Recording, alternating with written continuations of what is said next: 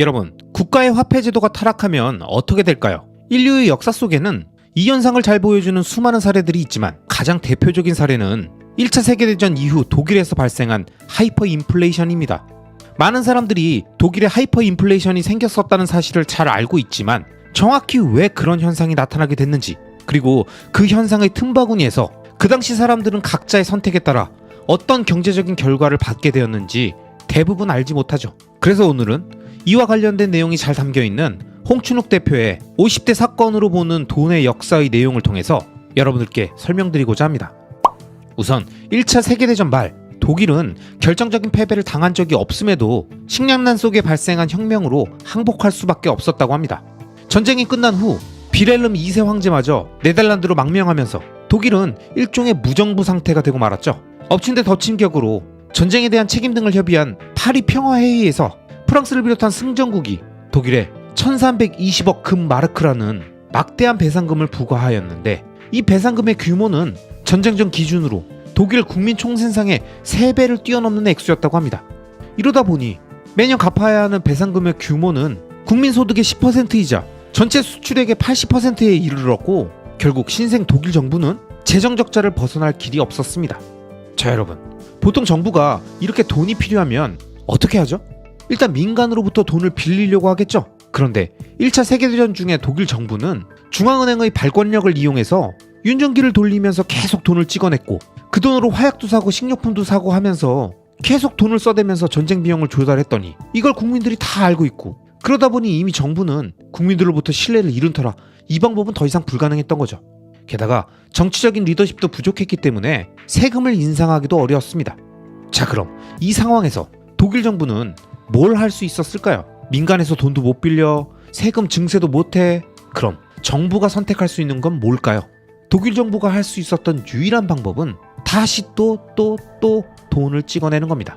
중앙은행에 금이 없는데도 돈을 찍어내고 이 돈을 금으로 바꿔서 프랑스 등의 전순국에게 지불하는 형태를 취했던 거죠. 물론 1921년에는 이 방법이 먹혔습니다. 사람들은 정부가 어떤 짓을 하는지 몰랐고 세상에 돈이 흔해진다는 걸 느낄 때까진 일종의 시차가 있잖아요. 우리도 2020년 코로나 때 미친 듯이 풀렸던 돈의 영향력을 그 당시에는 잘 인식하지 못하다가 요즘에 어디 가서 외식하면서 오른 물가에 깜짝깜짝 놀라시죠? 몇 년 전에 비해서 엄청나게 올랐잖아요. 이렇게 미친 듯이 돈이 풀리면 시간차를 두고 점점 문제가 생깁니다. 그 당시 독일 정부가 금을 계속해서 프랑스한테 지불하고 금도 없는 상태에서 화폐를 계속 발행하고 있다는 걸 사람들이 천천히 눈치채기 시작하면서 심각한 문제가 발생했습니다.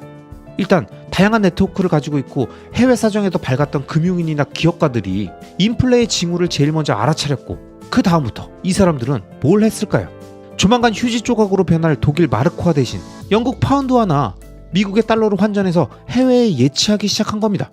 이게 내 구매력이 녹는 걸 막기엔 가장 좋은 선택이니까요.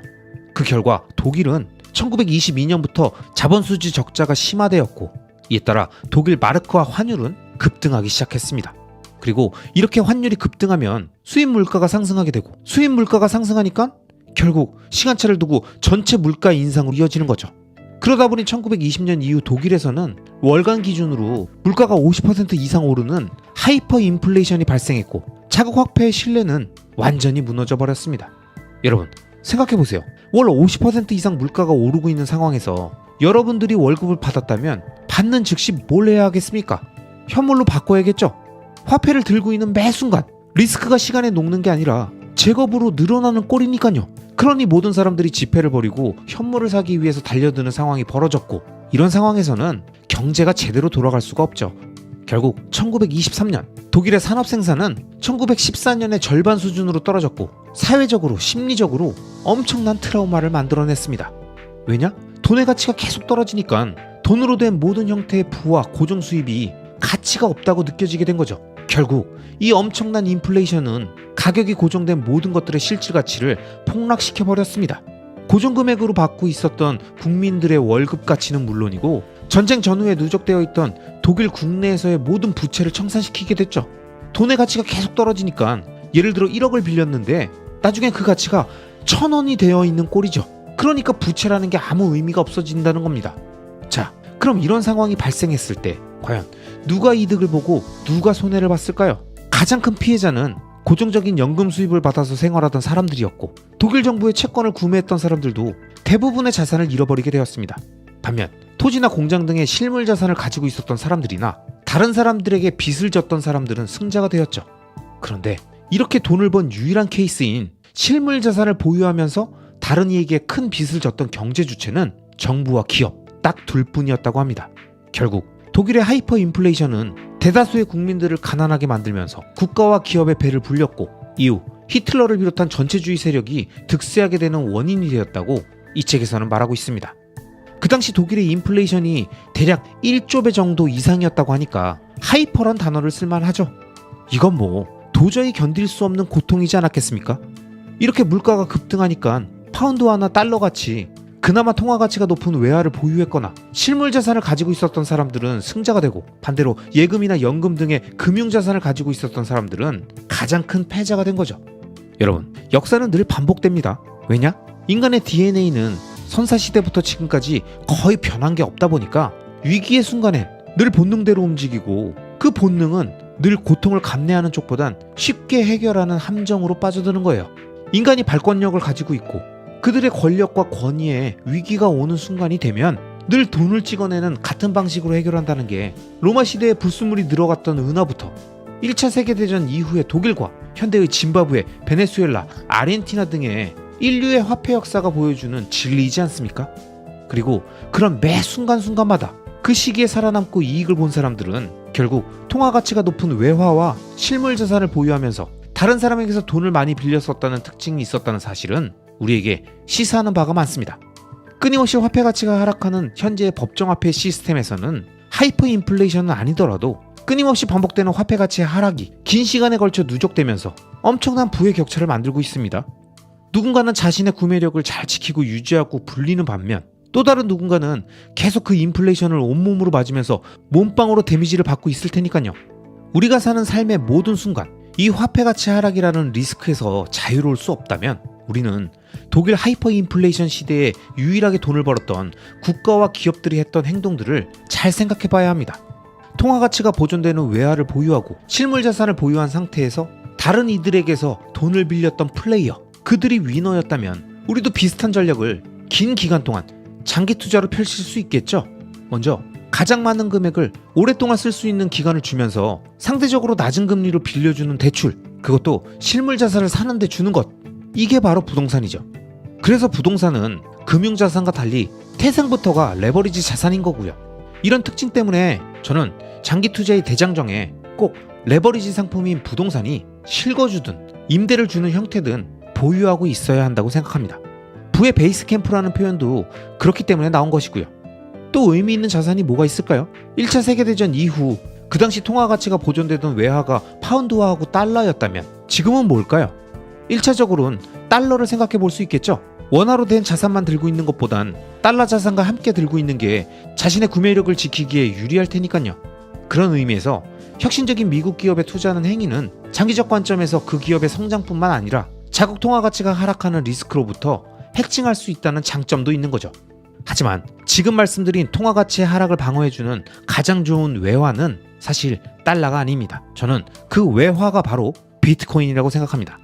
제가 과거 영상들에서도 여러 번 말씀드렸죠. 비트코인의 가격은 주식이나 부동산 같은 재화의 가격이 아니라 달러, 엔화, 유로와 같은 통화의 환율비입니다. 각 국가별 통화 대비 비트코인이 갖는 교환비에 따라서 비트코인의 가격이 결정되는 거라니까요. 그러니 비트코인의 가격이 사상 최고치를 넘는 순간이 각 국가별로 다른 겁니다. 통화 가치의 하락이 큰 국가는 진작에 비트코인이 사상 최고치를 넘었고, 달러와 같은 기축통화 기준으론 맨 마지막에 비트코인의 가격이 사상 최고치를 넘었던 겁니다. 이게 의미하는 게 바로 비트코인의 가격은 각 국가별 통화 대비 환율비이고, 그렇기 때문에 비트코인이 통화인 겁니다. 그리고 가장 중요한 건 시간이 지나면 지날수록 비트코인은 점점 더 강력한 외화가 될 거라는 거죠. 왜냐? 인간의 개입이 차단된 상태에서 정해진 코드대로 진행되는 공급량과 제한된 발행량, 그리고 이 통화 네트워크를 사용하며 네트워크에 참여하는 경제 주체들이 점점 많아진다는 사실이 모든 걸 설명해주고 말해준다고 저는 생각합니다. 저는 늘 진정한 장기 투자자는 수익률 극대화가 아니라 어떤 상황에서도 생존할 수 있는 구조를 세팅하고 오랫동안 그 구조를 유지할 수 있도록 안정적인 월 현금 흐름을 확보하는 사람이라고 말씀드렸습니다. 그리고 오늘 설명드린 1차 세계대전 이후 독일의 하이퍼 인플레이션의 사례가 아주 극단적인 상황임을 감안하더라도 긴 기간에 걸쳐 우리가 겪을 현재의 화폐 시스템의 구조적인 한계를 감안할 때 장기 투자와 관련해서도 매우 의미 있는 시사점을 준다고 생각하며 관련 내용들을 말씀드려 봤습니다. 여러분, 앞으로 다가올 미래의 모습을 우리가 정확히 예측할 수는 없지만 앞으로도 쭉 발권력을 갖고 있는 국가와 위정자들은 끊임없이 지속적으로 자신의 권력 유지를 위한 수단으로 돈을 찍어낼 것이고, 그 속도가 하이퍼냐 아니냐를 떠나서 그 방향성이 명확하다고 생각하신다면 긴 시간에 걸쳐 끓는 물 속의 개구리처럼 조용히 삶아지기 전에 스스로 이 끓는 물 속에서 벗어나서 자신의 구매력을 지키고 유지하고 늘릴 수 있는 장기적 우상향 구조의 자산들을 지속적으로 모아가야 되지 않을까요? 어떤 형태의 미래가 닥쳐오든 우린 끝까지 생존하고 이익을 볼 수 있는 구조를 갖춘 장기 투자자가 되자고요. 아시겠죠? 2차 세계대전이 한창이던 1942년에서 43년 독일과 소련이 맞붙은 스탈린그라드 전투는 역사상 가장 큰 전투 중 하나였습니다. 그리고 이 전투 중에 일어난 지금부터 제가 설명드릴 믿기지 않는 이야기는 이 채널을 구독하시는 많은 투자자분들께 리스크에 대한 깊은 화두를 던질 겁니다. 때는 1992년 말 독일의 전체 부대가 스탈린그라드 도시 풀 밖에서 공격을 위해 대기 중이었습니다. 그러다 최전선에서 탱크가 간절히 필요해진 순간 모두를 놀라게 만들 일이 일어났습니다. 바로 거의 모든 탱크가 움직이지 않았다는 것. 풀숲에 대기했던 탱크 부대의 104대 중에서 겨우 20대 정도만 움직이고 나머지 탱크들은 모두 멈춘 거예요. 어떻게 이런 일이 일어날 수 있었을까요? 그 원인을 파악하기 시작했던 독일 엔지니어들은 금세 무엇이 문제인지를 찾아냈다고 합니다. 이 당시 상황에 대해서 역사가 윌리엄 크레이그는 이렇게 표현했습니다. 후방에서 쉬는 몇 주 동안 들쥐들이 탱크 안에 집을 짓고 전기선을 둘러싼 절연제를 죄다 먹어치웠다.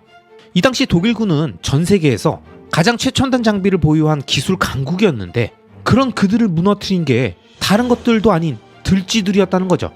이때 독일군들이 얼마나 당황했겠습니까? 독일의 탱크 개발자들이 탱크를 만들 때 들쥐 방어책을 생각이나 했을까요? 합리적인 개발자 중에서도 탱크 역사를 공부했던 개발자 중에서도 이걸 예상했던 사람은 아무도 없었을 겁니다. 이 이야기는 제가 좋아하는 모건하우절의 돈의 심리학에 나오는 일화입니다. 모건하우절이 이 일화에서 설명하는 건 우리가 대비할 수 있다고 생각하는 리스크는 사실 절대 예측하거나 대처할 수 없다는 걸 설명하기 위함입니다. 그는 이렇게 말합니다. 우리는 온갖 리스크에 대한 대비책을 세우지만 도저히 상상할 수 없는 완전히 미친 일들이 일어난다. 그리고 그런 미친 일들이야말로 가장 큰 손해를 끼친다. 그런 미친 일들은 생각보다 자주 일어나고 우리는 그에 대처할 방안이 없기 때문이다. 저는 모건하우절의 이 말에 동감합니다. 많은 사람들은 시장을 예측하고 단기적인 가격의 움직임과 금리나 경기의 방향을 맞출 수 있다고 착각하기도 합니다. 또는 더 나아가서 어떤 투자를 함에 있어 리스크가 없다는 얘기를 하죠. 하지만 여러분, 저는 투자라는 행위, 우리가 선택하고 추진하는 모든 일에서 리스크가 없는 것은 단 하나도 없다고 생각합니다. 만약 누군가 자신이 하는 투자와 자산이 리스크가 없다고 판단한다면 그 생각 자체가 리스크일 수 있습니다. 독일 전차 부대를 대부분 무력화시킨 들쥐 리스크처럼 우리 투자의 리스크는 우리가 전혀 생각해 본 적도 없는, 상상조차 해보지 못했던 방식으로 우리 앞에 다가올 겁니다. 모두가 예상하고 언급하고 언론에서 매일 떠들고 요란 떠는 모든 내용들은 사실 리스크가 아닙니다. 진짜 리스크는 그게 나타나는 바로 직전까지도 대부분의 사람들이 눈치조차 못 채니까요. 즉, 알려지지 않은 리스크를 피하는 것은 이미 그 정의에서부터 거의 불가능한 표현이며 상상할 수 없는 일을 대비할 수는 없기 때문입니다. 모건하우절은 이에 대해 이런 리스크에 의해 생기는 피해에 대비하는 한 가지 방법은 단일 실패점을 만들지 않는 것이라고 합니다. 비트코이너분들에겐 익숙한 표현이죠. 단일 실패점. 보통 알트코인의 수많은 문제점들의 근원을 재단과 이사장이라는 단일 실패점이 존재하고, 이 실패점이 프리마이닝과 무한대의 발행량, 중앙화된 의사결정과 극소수의 분산 노드 등 모든 문제들의 원흉이라는 건데, 비트코인의 강력함은 이러한 단일 실패점이 존재하지 않기 때문이라고 우린 잘 알고 있죠. 이 책에서는 이런 단일 실패점의 개념을 우리가 전혀 예상하지 못한 리스크가 발생했을 때 그 순간에도 어떻게 생존할 수 있는가, 이에 대한 대비책으로 설명하고 있습니다. 그러면서 비행기를 예로 들죠. 비행기에 들어가 있는 중요 시스템은 거의 대부분 백업이 있고 백업이 있는 경우도 많습니다. 현대식 제트기는 4개의 전기 시스템을 여분으로 갖고 있는데 사실 엔진 하나만으로도 날 수 있고 엔진 하나가 없어도 브레이크만을 이용해서 활주로에 멈출 수 있게 설계되어 있어서 비상시에도 착륙이 가능합니다. 마찬가지로 현수교 역시 케이블 여럿이 떨어져 나간다고 하더라도 추락하지 않도록 설계되어 있고요. 이처럼 우리가 사는 이 세상에 사라지지 않고 존재하는 모든 것들은 단일 실패점을 없애기 위한 구조로 발전하고 진화해 왔으며 투자의 영역에서도 이미 알려진 리스크만을 대비하는 방식으론 전혀 예측하지 못한 일들이 끝없이 반복되는 우리가 살고 있는 이 현실 세계에서 생존하고 끝까지 살아남기 어려울 수 있습니다. 그렇기 때문에 우리는 늘 자신의 모든 계획에서 가장 중요한 부분은 계획이 계획대로 되지 않을 때를 대비한 계획을 세워놓는 것이라고 모거나우절은 강조하면서 이렇게 말합니다. 맞을 확률이 95%이고 틀릴 확률이 5%라면 이는 언젠가는 불리한 경우를 경험할 거라는 뜻이다. 그 불리한 경우의 대가가 파산이라면 95%의 유리한 경우가 있다 해도 그 위험은 감수할 가치가 없다. 파산을 하면 모든 것이 끝나기 때문이다. 여러분, 우리가 투자를 하다 보면 뻔히 앞으로 어떻게 전개될지 눈앞에 보이게 되는 그런 순간이 있죠. 그리고 그런 순간엔 늘 좀 더 욕심을 내고 싶고 과감한 판단을 하고 싶어집니다. 어떻게든 수익을 극대화하고 싶고 크게 한번 벌어보겠다는 생각이 드니까요. 그러면서 이런 얘기들을 하죠. 아니, 오를 게 뻔히 눈에 보이는데 당연히 배팅해야 되는 거 아니야? 근데 생각해보니까 좀 더 과감하게 풀대출 땡겨서 제대로 한번 들어가 보는 게 더 좋을 것 같은데? 아니, 뭐 그럴 거 있나? 그냥 고배율 레버리지로 배팅하면 되겠네. 이런 식으로 과거의 통계와 상황만 가지고 리스크가 거의 없다는 생각으로 계속 더 무리한 투자를 이어가다 보면 어느 순간 투자의 수익보다 훨씬 중요한 생존이라는 이 핵심을 깨트려 버릴지도 모르는 리스크를 키워가게 되는 거죠. 실제로 자산시장의 상승 분위기가 계속 이어지면 이어질수록 점점 더 이런 현상들이 많이 나타난다는 걸 2020년 대세 상승장을 경험했던 분들은 모두 기억하고 계시죠? 우리들 모두 얼마나 신났고 레버리지 투자도 얼마나 많이 했습니까? 매일매일 오르는 장에 취해 있다 보면 계속 떨어지는 자산을 보유해서 지치고 포기하고 싶은 생각이 들 때와는 완전히 다른 형태의 리스크가 나도 모르는 사이에 이 시기에 계속 만들어졌다는 걸 시간이 지나고 보니까 우린 모두 알 수 있었잖아요. 이처럼 리스크는 늘 우리 앞에 새로운 모습으로 다가오고 전혀 다른 그 모습 앞에서 그동안 대비한다고 생각했던 우리의 모든 행동들이 대부분 무의미하다는 걸 느끼게 될 겁니다. 왜냐? 우린 상상력에 한계가 있고 리스크는 늘 우리가 상상한 그 밖의 영역에서 오기 때문이죠. 그렇기 때문에 리스크는 예측할 수도 없고 어떤 형태로 어떤 모습으로 오든 최대한 이겨내고 생존할 수 있는 방식으로 우리의 투자와 인생도 세팅하고 정비해 나가야 되지 않을까요? 어떻게 하는 것이 생존에 더 유리할까? 나와 내 가족을 더 안전하게 그 어떤 위기가 오더라도 파산하지 않고 끝까지 살아남아 다음 판으로 갈 수 있을까? 이런 생각들이 우리들의 투자를 올바른 방향으로 인도할 겁니다. 리스크를 타이밍 매매로 덜어내는 것이 아니라 시간으로 녹이겠다는 생각, 리스크가 어떤 형태로 오더라도 모든 자산과 시스템이 한 번에 타격받지 않도록 최대한 비상관 자산들끼리 분산한다는 생각, 그리고 이런 구조 속에서 리스크를 녹일 충분한 시간을 확보하기 위해선 든든한 월 현금 흐름을 창출해주는 본업과 그 본업이 한계에 다다르기 전에 미리미리 준비한 파이프라인과 새로운 또 다른 본업에 대한 도전과 세팅을 통해서 소중한 자산들이 오랫동안 끊김없이 햇빛과 물과 같은 자양분이 월 현금 흐름을 통해 원활히 공급될 때 비로소 내가 상상할 수 없었던 어떤 형태의 리스크가 오더라도 끝까지 리스크를 시간에 녹이며 수익으로 치환해서 생존할 수 있는 겁니다. 전쟁이 일어나든 천재지변이 생기든 IMF급 경제위기가 오든 한 자산의 가격이 계속 떨어지고 흔들리는 순간이 지속돼도 그 구간을 다른 자산들이 오르고 버텨주면서 그렇게 위기의 순간들을 이겨내고 돌아가며 다양한 리스크들을 녹이면서 큰 규모의 자산을 만들어주는 거죠. 이와 관련해 모거나우절이 쓴 불변의 법칙에 나온 내용을 통해서 장기 투자자인 우리들이 리스크를 어떻게 바라봐야 하는지 함께 생각해보고자 합니다. 상상할 수 없는 일에 대비책을 세우기는 불가능하다. 상상 가능한 모든 경우의 수를 검토했다고 믿을수록 그 경우의 수에서 벗어난 일이 발생했을 때 충격만 더 커진다. 하지만 아래 두 가지를 기억한다면 그나마 도움이 될 것이다. 첫째, 캘리포니아 사람들이 지진을 바라보는 것처럼 리스크를 바라보자. 그들은 대규모 지진이 언제고 반드시 일어날 것이라고 생각한다. 하지만 언제, 어디서, 어떤 강도로 일어날지는 모른다. 비록 정확히 예측할 수는 없지만 구급대원들이 준비되어 있고 어쩌면 지진이 100년 동안 일어나지 않을 수도 있지만 건물이 지진을 견딜 수 있도록 설계되어 있다. 나심 탈레브는 말했다. 예측이 아니라 준비성에 투자하라. 핵심을 찌르는 말이다. 정확한 예측이 있어야 대비를 하겠다고 생각할 때 리스크는 위험한 것이 된다. 오로지 예측에만 의존하기보다는 언제 어디서 닥칠지 모를지라도 리스크가 언제고 반드시 올 것이라고 예상하고 있는 편이 낫다. 사실 예측은 헛소리거나 이미 누구나 아는 내용인 경우가 대부분이다. 예상과 예측은 다르다. 그리고 다가오는 리스크를 알 수 없는 세상에서는 예측보다 예상이 더 유용하다. 둘째, 상상할 수 있는 리스크만 대비하면 상상하지 못한 리스크는 준비되지 않은 채로 맞아야 한다는 사실을 기억하라. 그러니 개인 재정을 관리할 때는 너무 많다 싶은 액수가 적절한 저축액이라고 생각하라. 저축액은 과하다고 느껴질 정도가 돼야 한다. 스스로 감당할 수 있다고 생각하는 부채 액수의 경우도 마찬가지다. 그 선을 어느 정도로 생각했든 실제로 당신이 감당할 수 있는 액수는 그보다 적을 가능성이 크다.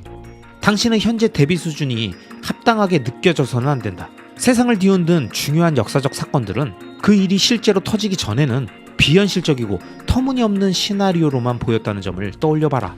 대개의 경우 충격적인 사건 앞에서 당황하는 것은 대비책을 세우지 않았기 때문이 아니다. 쉼없이 노력하면서 상상 가능한 모든 시나리오를 검토한 가장 똑똑한 사람도 때로는 실패한다. 가능하다고 여겨지는 모든 상황에 대한 대비책을 세우고도 전혀 상상치 못한 일에 급습당하는 것이다.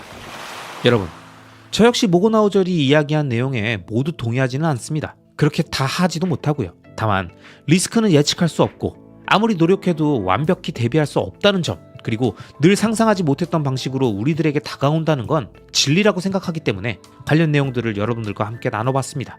제가 장기 투자의 슬로건처럼 언급하는 최소 2030년까지 열심히 일해서 구축한 탄탄한 본업을 바탕으로 리스크를 시간에 녹이며 장기 투자와 자기 개발을 이어간다면 그 어떤 형태의 리스크가 오더라도 다 견뎌낼 수 있지 않을까요? 리스크를 예측할 수 없다면, 상상할 수 없다면 우린 수익률 극대화가 아닌 생존에 유리한 방식으로 세팅하고 시간을 무기로 이용하자고요. 아시겠죠? 여러분, 혹시 독일의 하이퍼 인플레이션에 대해서 들어보셨습니까? 1차 세계대전 이후 독일이 겪었던 하이퍼 인플레이션이라고 불린 이 극심한 경제혼란을 통해 우리는 많은 것을 배울 수 있습니다. 오늘은 그 당시 상황을 살펴보고 그 속에서 사람들이 어떻게 생존하고 돈을 벌었는지에 대해서 제대로 이야기해보려고 합니다. 1차 세계대전이 끝난 이후 독일은 베르사유 조약에 따라 막대한 전쟁 배상금을 지불해야 했습니다. 이를 감당하기 위해 독일 정부는 대량으로 돈을 찍어내기 시작했죠. 왜냐? 돈이 없었으니까요. 그럼 이런 짓을 했는데 돈의 가치는 어떻게 됐을까요? 1923년 독일 마르크화의 가치는 급격히 하락했습니다. 예를 들어 1923년 11월에는 1달러가 4조 2천억 마르크에 달했죠. 이건 화폐가 사실상 무가치해졌음을 의미합니다. 사람들은 돈을 손에 쥔 채로 물건을 살 수 없었고 급여를 받는 즉시 물건을 사지 않으면 그 돈은 쓸모없게 되었습니다. 마르크화를 가득 채운 바구니를 들고 시장에 가야 했고 빵 한 덩어리를 사기 위해서 수레에 돈을 실어 나르는 장면도 흔히 볼 수 있었습니다. 심지어 소매치기들은 돈을 버리고 수레만 훔쳐갔습니다. 황당하지만 이런 일은 사실입니다. 회사들은 급여를 하루에 여러 번 지급해야 했고요. 왜냐? 아침에 받은 급여로 빵을 사지 않으면 오후에는 그 돈으로 빵 한 조각을 살 수 없을 만큼 물가가 급등했으니까요. 일례로 1923년 초에 빵 한 덩어리의 가격이 250마르크였던 것이 같은 해 말에는 2천억 마르크로 치솟았습니다.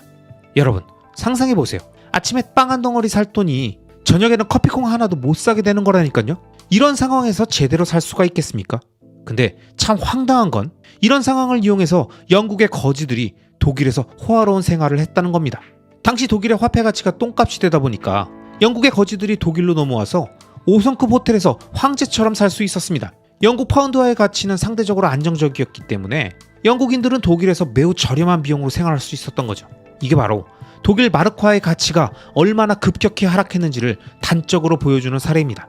여러분, 상상이 되십니까? 전날 런던 거리에서 구걸하던 사람이 그 다음날 베를린 호텔에선 랍스타를 먹고 있었다니까요. 그들은 매일 최고급 식사를 하고 호텔의 모든 편의를 누릴 수 있었습니다. 이뿐만이 아닙니다. 영국 파운드화는 독일 마르크화에 비해서 가치가 훨씬 높았기 때문에 영국인들은 독일에서 거의 모든 것들을 매우 저렴한 가격에 구매할 수가 있었습니다. 독일의 한 시장에서는 영국인들이 막대한 양의 물품을 모두 싹쓸이했고 이 모습을 보며 독일인들은 그들의 소비력을 놀라워하기도 하며 패망한 국가의 국민의 비참한 심정을 제대로 느끼고 있었던 거죠. 또한 독일인들은 돈의 가치가 급락하면서 생필품조차 구하기 어려운 상황에 처했고 많은 사람들이 빈곤에 시달렸습니다. 당시 독일의 한 주부는 아침에 받은 돈으로는 저녁에 빵 한 덩어리도 살 수 없었다고 회상했었죠. 또한 당시 신문에는 독일은 외국인들의 천국이 되었지만 독일인에게는 지옥과 같은 곳이라는 기사가 실리기도 했습니다. 아마 이 영상을 보시는 분들 중에서는 이런 생각을 하시는 분들도 계실 겁니다. 아니 그렇다면 독일인들은 왜 그런 상황을 못 막은 거야? 왜 그들은 금이나 외화를 보유하지 않았던 거지? 여러분, 당시 독일인들은 처음 겪어보는 하이퍼 인플레이션에 대한 경제적인 교육과 정보가 부족했습니다. 급작스러운 경제적 변동에 대비할 준비가 전혀 되어 있지 않았던 거죠. 하이퍼 인플레이션이 절정에 다다랐을 때 독일의 중앙은행은 하루에도 여러 번 마르크를 인쇄해야 했습니다. 화폐 가치가 떨어지면서 사람들이 사용하는 돈의 양이 급격히 증가했고 이에 따라 인쇄 비용도 막대하게 증가했습니다. 심지어 화폐를 인쇄하는 데 필요한 종이와 잉크가 부족해서 정부는 저질의 종이를 사용해서 급히 화폐를 찍어내야 했습니다. 심지어 일부 지역에서는 상점들이 자체적으로 화폐를 만들어서 사용하기도 했죠. 또한 독일 정부는 인플레이션을 억제하기 위해서 다양한 조치를 시도했습니다. 그러나 이러한 조치들은 대부분 실패로 돌아갔죠. 예를 들어 정부는 가격 통제를 시도했지만 이는 물품의 공급을 줄이고 암시장을 활성화시키는 결과를 낳았습니다. 상인들은 통제된 가격으로 물건 팔기를 거부했고 대신 높은 가격을 지불할 수 있는 사람들에게만 물건을 팔았죠. 이런 상황은 결국 사회적인 불안을 더욱 가중시켰습니다. 이처럼 독일의 하이퍼 인플레이션은 다양한 사회적, 경제적, 정치적 결과를 초래했습니다. 경제적으로는 많은 사람들이 일자리를 잃고 빈곤에 시달렸으며 기업들은 파산하고 은행들은 대출을 회수하지 못해 어려움을 겪었죠. 사회적으로는 계층 간 갈등이 심화되고 범죄율이 급증했습니다. 정치적으로는 극단적인 정당들이 지지를 얻기 시작했으며 이는 나치당과 같은 극단주의 세력의 부상으로 이어졌습니다. 하지만 이러한 최악의 상황에도 자신의 자산을 지키고 오히려 불릴 수 있는 기회를 잡은 사람들은 경제적 안목과 정보를 갖춘 사람들이었습니다. 이런 사람들이 있었다는 게 놀랍지 않습니까? 하지만 안타까운 건 그들은 거의 대부분 정부 관계자와 기업인들이었다고 제가 예전 영상에서 말씀드렸죠. 자, 그럼 그들은 도대체 뭘 가지고 있었을까요? 첫째, 부동산을 소유한 사람들은 화폐 가치가 하락해도 실물 자산의 가치를 유지할 수 있었습니다. 독일 내에서 부동산을 보유했던 사람들은 인플레이션 기간 동안 비교적 안정적으로 재산을 유지할 수 있었습니다. 예를 들어 베를린의 부동산을 소유한 사람들은 임대료를 인플레이션에 맞춰 조정하면서 안정적인 수익을 유지할 수 있었다고 그 당시 역사를 연구한 기록에 나와 있습니다. 둘째, 달러나 파운드와 같은 외화를 보유했던 사람들도 화폐 가치 하락의 영향을 덜 받았습니다. 이들은 독일 마르크화의 가치가 급격히 하락하는 동안에도 자신의 가치를 유지할 수 있었던 거죠. 외화를 보유했던 한 사업가는 급격한 인플레이션 속에서도 안정적인 재정 상태를 유지하며 독일 내에서 저렴한 가격으로 다양한 자산들을 구매해서 위기를 기회로 활용할 수 있었던 겁니다. 셋째, 금과 같은 귀금속도 인플레이션에 대한 방어 수단으로 활용되었습니다. 금의 가치는 화폐 가치가 하락하는 동안에도 비교적 안정적이었기 때문에 금을 보유했던 사람들은 재산을 보유할 수 있었던 거죠. 한 독일 은행가는 전쟁 전에 금을 대량으로 구매해서 인플레이션 기간 동안 금을 팔아 큰 이익을 얻었다고 합니다. 자, 정리해보면 독일의 하이퍼 인플레이션 시기에 영국 거지를 비롯한 영국인들은 파운드와 마르크화의 엄청난 환율차를 이용해서 독일에서 호화로운 생활을 누렸고 독일 내에서 부동산, 외화, 금 같은 실물 자산을 보유했던 사람들도 하이퍼 인플레이션 속에서 자산을 보호하고 오히려 경제적인 기회를 포착할 수 있었습니다. 하지만 여기서 중요한 건 단순히 이 시기에 이들이 화폐 가치의 하락을 방어해서 오히려 돈을 벌었다는 게 아닙니다. 이런 하이퍼 인플레이션이라는 혼란이 결국 나치 정권의 등장을 불렀고 이 나치 정권의 표적이 됐던 유대인들이나 나치를 반대했던 사람들은 자신이 보유했던 부동산, 금, 외화를 해외로 옮겨 독일을 빠져나가고 싶었으나 이게 정말 쉽지 않았다는 거죠. 당시 많은 유대인 자본가들이 나치를 피해 자산을 보호하기 위해 독일을 탈출하려고 했습니다. 하지만 이 과정에서 그들의 자산을 해외로 옮겨주는 브로커들은 과도한 수수료를 요구했죠. 자산을 해외로 이동시키려면 자산의 30%에서 50%에 달하는 수수료를 지불해야 했고 이마저도 나중엔 70%, 90%까지 올라갔습니다. 이렇게 거의 전부를 뺏기는 살인적인 수수료 때문에 많은 유대인 자본들이 독일을 빠져나가지 못했고 그 결과 그들은 거의 모든 자산을 잃게 되었습니다. 만약 그 당시 중앙기관의 통제나 높은 수수료가 없이 자유롭게 자산을 이동시킬 수 있는 탈중앙화된 자산이 있었다면, 무기명으로 많은 금액을 쉽게 옮길 수 있는 시스템이 있었다면 그들은 자신의 소중한 자산을 안전하게 보호하고 나치로부터 탈출할 수 있었겠죠? 자, 여러분, 여기서 우리가 중요하게 생각해야 할 교훈은 부동산, 외화, 금 같은 이러한 자산들이 하이퍼 인플레이션으로부터 자신의 구매력을 보존해 줄 수는 있겠지만 이 사회적 혼란으로 인해 발생되는 정치적, 군사적 리스크에 대해서는 전혀 방어가 되지 않는다는 거죠. 아마 이 영상을 보시는 분들 중에서는 이런 생각을 하시는 분들도 계실 겁니다. 야, 지금 같은 시대에 뭐 이런 일이 정말 다시 일어날까를 고민하고 있어? 지금 우리가 사는 시대에 왜 과거 독일 얘기를 하는 건데? 여러분, 물론 당연히 지금과 당시의 상황은 다를 수 있습니다. 아니, 다르죠. 하지만 경제적 불안정성과 급격한 인플레이션의 위험은 인류 역사상 언제나 가능성이 존재해 왔습니다. 특히 이와 관련된 사회적인 불안이 만드는 정치적 군사적 리스크 역시 뭐든 가능하다는 걸 러시아 우크라이나 전쟁, 이란 이스라엘의 격돌 등을 보면서 우린 체감할 수 있잖아요. 정말 이건 남의 일이라고 생각하십니까? 우린 절대 이런 일이 일어나지 않을 거라고 생각하십니까? 결국 중요한 건 우리가 이러한 위험에 대비할 수 있는 다양한 준비가 되어 있는가, 이겁니다. 그렇기 때문에 자신의 자산 중에 일부는 무조건 무기명 자산, 탈중앙성, 검열저항성, 그리고 가치저장 수단으로서의 특성을 가지고 있는 무언가를 가지고 있어야 한다는 거죠. 그래야 절대 일어나지 않아야 하는, 그 누구도 원치 않는 인생 최악의 순간에도 우리의 가족들과 소중한 돈을 끝까지 지키고 생존할 수 있을 테니까요. 여러분, 우리는 독일의 하이퍼 인플레이션 사례를 통해서 많은 점을 배울 수 있습니다. 어떤 경제적, 정치적, 군사적 혼란 속에서도 기회를 포착하고 자산을 보호하는 방법을 미리 생각하고 대비해야 한다는 거죠. 이게 가능하게 도와주는 화폐 가치 하락을 방어해주는 부동산, 금, 외화와 같은 실물 자산뿐만이 아니라 중앙은행의 통제에서 벗어나 그 누구에게도 빼앗기지 않는 탈중앙화되어 있는 비트코인과 같은 자산이 왜 중요한 역할을 할 수 있는지에 대해서도 한 번쯤 깊게 생각해 볼 가치가 있습니다. 여러분, 이러한 경제적인 교훈을 통해서 우리는 미래의 불안정성을 대비할 수 있는 거죠. 경제적 불안정 속에서도 우리의 자산을 보호하고 장기적으로 안정된 재산을 유지하는 것이 경제적 자립을 통해 시공간의 자유를 얻기 위한 중요한 목표니까요. 또한 이를 위해 서로 다른 비상간 자산들에 투자해서 다양한 모습과 형태로 다가올 수 있는 우리가 전혀 예상치 못한 엄청난 위기들과 경제적 변화에 유연하게 대응해야 합니다. 왜냐? 위기는 늘 다른 모습으로 다가오고 그 위기들은 절대 한 가지 자산만으론 헤쳐나가지 못할 테니까요. 자, 여러분들도 이러한 교훈을 통해 단순히 현재의 자산을 빠르게 불리고 수익률을 높이는 것에만 집중하지 말고 다양한 위기의 국면 속에서도 내가 가지고 있는 자산들을 안전하게 지킬 수 있는 준비가 되어 있는지 꼭 생각해 보시기 바랍니다. 이게 바로 절대 흔들리지 않는 경제적 자립과 시공간의 자유를 위한 장기 투자자의 마지막 관문이니까요. 아시겠죠? 지금으로부터 약 520년 전 전 세계 인류의 역사를 뒤바꾼 놀라운 신기술이 조선에서 발명되었다는 사실을 아십니까? 지금으로 치면 챗 GPT의 등장으로 전 세계 산업의 AI 혁명의 물꼬가 열린 것처럼 16세기 초 조선의 연산군 시기에 연운분리법이라 불리는 은의 생산량을 폭발적인 수준으로 늘리는 이 놀라운 혁신 기술이 발명되었습니다. 이게 왜 대단한 기술이냐면 연운분리법이 고안되기 이전엔 대부분의 나라에서는 광석을 태운 다음 재에서 은을 걸러내는 원시적인 방법이 주를 이루었기 때문에 은의 생산량은 미진한 상태였다고 합니다. 즉, 은의 생산량의 증가는 극히 제한되어 있었던 거죠. 하지만 조선의 연운분리법은 기존의 은 생산법과는 접근 자체가 달랐습니다. 연운분리법은 은광석 안에 섞여있는 납과 은이 서로 다른 물질이기 때문에 녹는 점에서 차이를 보인다는 사실을 이용해서 납이 먼저 녹아 산화되고 은광석으로부터 분리되면 순수한 은만 남아서 추출이 가능하다는 이 원리를 이용해 그 당시엔 그 누구도 상상하지 못했던 엄청난 기술을 발명한 거죠.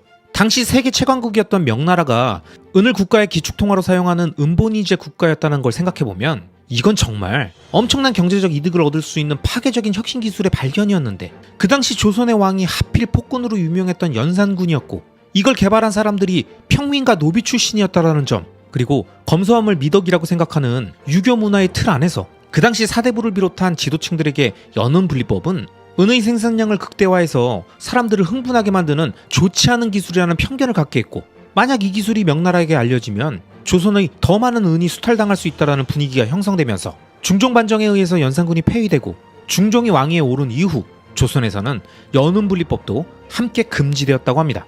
자, 그럼 이 연운분리법이라는 하이테크 기술과 이 기술을 마스터하고 사업을 했던 그 당시 사람들은 그 이후에 어떻게 되었을까요? 조선에서는 전국의 은광 개발을 억제하는 등 연운분리법을 제대로 활용하지 못하게 되자 1526년 일본은 이 틈을 노려서 조선에서 두 기술자를 데리고 와서 연운분리법을 전수받았습니다. 그리고 일본 전국으로 연운분리법이 전파되게 됐죠.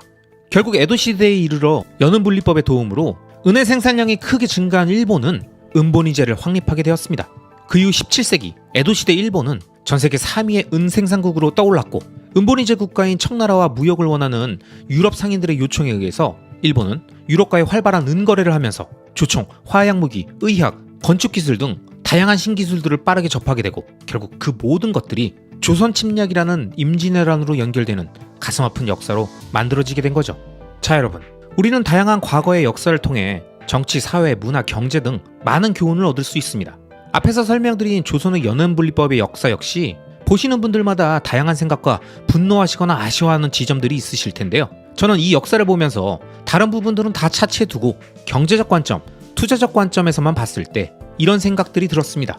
아, 그래서 은본이제가 실패했구나. 그래서 역사적으로 금이 은보다 비쌌구나. 그래서 유럽의 근본이제 국가들이 중국, 인도를 비롯한 아시아 국가들을 넘어섰구나. 이 생각들이 든 거죠.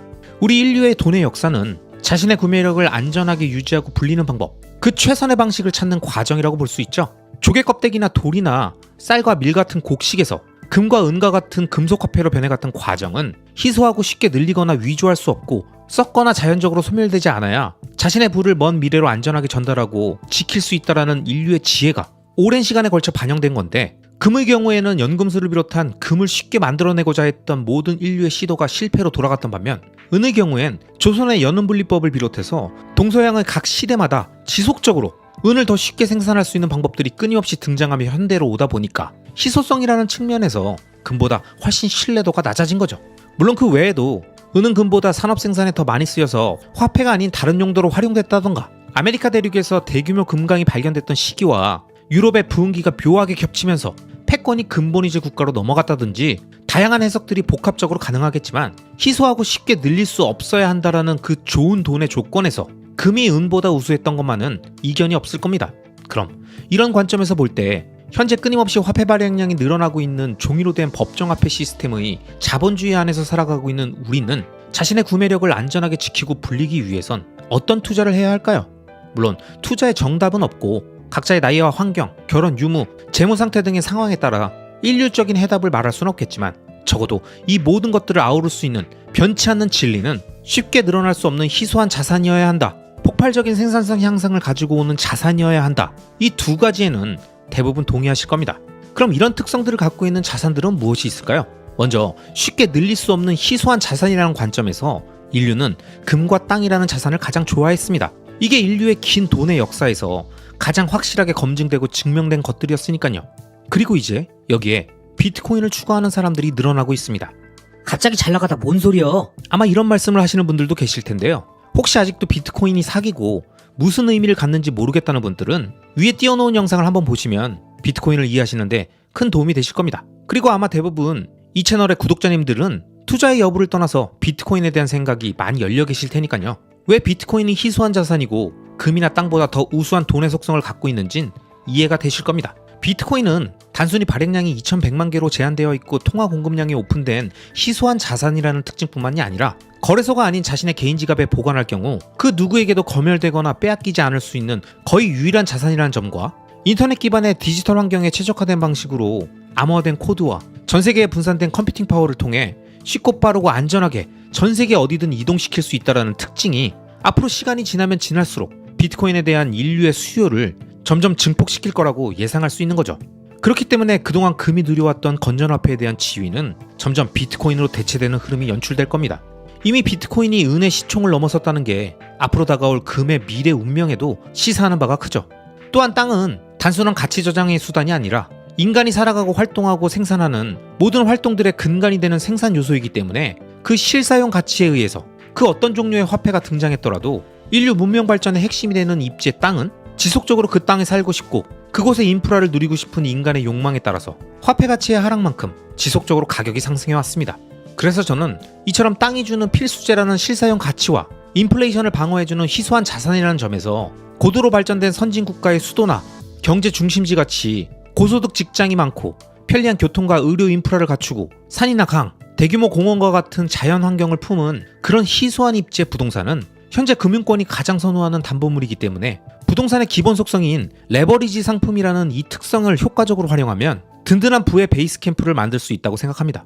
그리고 앞서 언급했던 내용들이 연은분리법에 의해 생산성이 증가했던 은의 몰락이나 발행량이 끊임없이 증가하는 현재 법정화폐의 화폐 인플레이션으로부터 자신의 부와 가치를 안전하게 보존하고 불리는 방법에 대한 설명이었다면, 추가로 우리가 중요하게 생각해야 할 것은 연운분리법 그 자체처럼 그 당시 혁신으로 불리는 위대한 신기술과 혁신적인 제품과 서비스를 통해 인류의 생산성을 폭발적으로 향상시키는 그 대상 자체에 투자하는 방법입니다. 그리고 현재 우리가 살아가고 있는 이 시기에 이러한 파괴적 혁신 기술로 불리는 많은 것들이 있겠지만, 저는 AI 로봇 산업이 가장 중요하다고 생각합니다.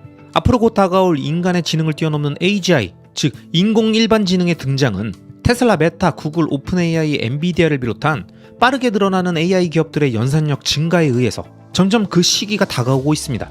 그리고 이러한 AGI의 등장이 인류의 문명 발전과 생산성 향상의 속도를 과거와는 비교조차 할 수 없을 정도로 산업 전 분야에서 폭발적으로 끌어올릴 거라고 보는 사람들은 앞으로 다가올 이 미래의 변화에서 우리 인류의 가장 혁신적인 생산성 향상을 가지고 올 분야가 무엇이며 그 분야에서 가장 위대한 기업이 누구인지를 끊임없이 찾고 검증하고 실망하고 환호하면서 계속 나아갈 겁니다. 물론 저는 여러분이 잘 아시는 것처럼 비트코인, 테슬라, 서울부동산에 투자하고 있는 BTS 투자자이기 때문에 이러한 생산성 향상의 핵심 산업군은 인간을 모든 물리적 노동으로부터 해방시킬 스스로 생각하고 행동하는 인공지능이 탑재된 모빌리티 산업이라고 생각하고 있으며, 앞에서 설명드린 화폐 가치의 하락 방어와 폭발적인 생산성 향상 등을 감안한 자산들을 선별해서 장기 투자를 진행하고 있습니다. 여러분, 조선시대 우리 선조들이 개발한 연운분리법이라는 파괴적인 혁신 기술이 가지고 온 엄청난 생산성 향상과 부의 이동, 그리고 뒤따라온 신문명의 유익과 국가의 운명 등을 보면 개인이나 국가 모두 매 순간 어떤 선택을 했느냐, 그리고 그 선택들의 연속된 값이 모이면 얼마나 엄청난 차이를 만들어내는지를 인류의 역사 속에 곳곳에 등장하는 사례들을 통해서 우린 잘 알 수 있습니다. 그리고 굳이 과거 역사 이야기를 하지 않더라도 우리 주변의 지인들이나 자신이 살아왔던 순간순간의 경제적, 투자적 판단과 선택 세 가지만으로도 엄청난 부의 격차가 벌어질 수 있었다는 걸 경험을 통해 우린 모두 알고 있지 않습니까? 다 지나고 나면, 결과로 증명되고 확정되고 나면 아, 그때가 기회였구나 하고 깨닫듯이 매 순간 아무것도 확실하지 않고 정확히 눈앞에 보이지 않는 순간순간을 살아가며 무언가를 계속 선택해야만 하는 우리들에게 가장 확실한 경제적 자립과 이를 통한 시공간의 자유를 확보하는 방법은 이 방법 저 방법 이 방식 저 방식 다 해보고 나서 돌고 돌아 결국 자신만의 투자 원칙과 철학을 정립하고 그에 맞는 장기적 우상향 구조의 자산들을 찾아서 주변에 끝없이 넘쳐 흐르는 소음과 잡음들을 멀리하며 긴 시간 동안 자신의 투자 방향성을 유지해서 모든 리스크를 시간에 녹여 수익으로 치환하는 이 방법이 가장 확실하고 온전히 내 스스로 모든 걸 제어할 수 있는 정석에 가까운 투자 방법이라고 수많은 투자의 현인들과 투자자들이 느끼게 되는 거죠. 그리고 이 방법만이 길고 긴 우리들의 인생에서 편안하고 지속적인 투자 방식이자 리스크를 타이밍으로 덜어내려고 하는 트레이더나 원칙 없이 가격에 반응하는 4848이들, 남의 돈을 갖고 운영하는 늘 시간에 쫓기는 기관 투자자와 달리 시장에 참여하는 다양한 플레이어들 중에서 유일하게 시간으로부터 가장 자유로운 상태를 만들어 확실한 성공을 가져가는 방법일 테니까요. 그리고 이 채널에는 이런 장기 투자의 철학과 마인드를 갖춘 수많은 분들이 함께 해주시기 때문에 저 역시 오늘도 행복하고 든든하고 활기차게 하루를 시작하며 많은 분들과 재미있는 장기 투자 이야기를 할 수 있는 것 같습니다. 그런 의미에서 오늘은 특별히 더 함께 해주신 수많은 구독자님들께 감사드리며 우리들의 위대한 장기 투자 여정에 도움되는 내용들을 가지고 계속 좋은 영상들로 제작해 가겠습니다. 아시겠죠? 그럼 오늘도 끝까지 시청해주신 모든 구독자님들을 리스펙합니다.